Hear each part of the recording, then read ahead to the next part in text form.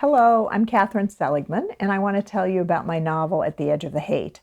I'm so glad to be talking to librarians, particularly now when libraries are still giving us access to stories and to books.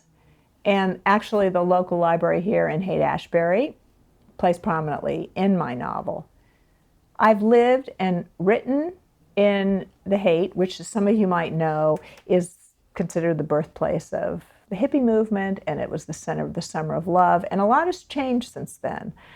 I have seen the drifters and the homeless and the travelers who've come through, but rents have gone up and the neighborhood is struggling. I've written a lot of stories about homelessness in my own city, but nothing really prepared me for what became the seed of this novel, which grew out of something I saw 10 years ago when I was driving through the park at night and a man threw himself in front of the car and pleaded for help.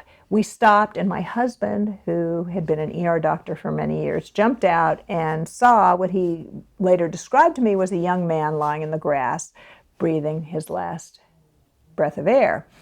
And there was an investigation and a court hearing, but ultimately the killer was released.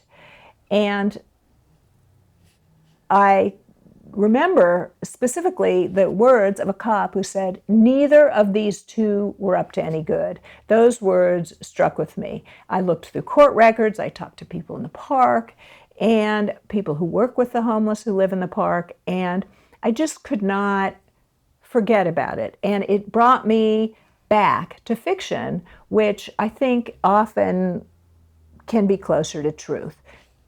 The novel is about a young woman named Maddie who lives in Golden Gate Park after she ages out of foster care.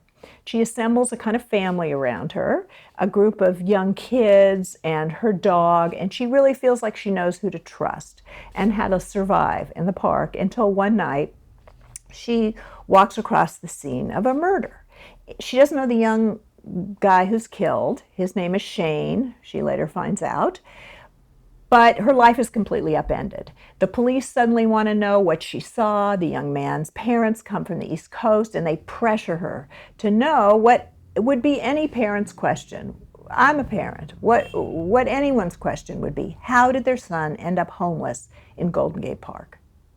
This is partly a coming of age story, but it's also a story about what's happening in San Francisco and in cities around the country, particularly now as income inequality grows wider.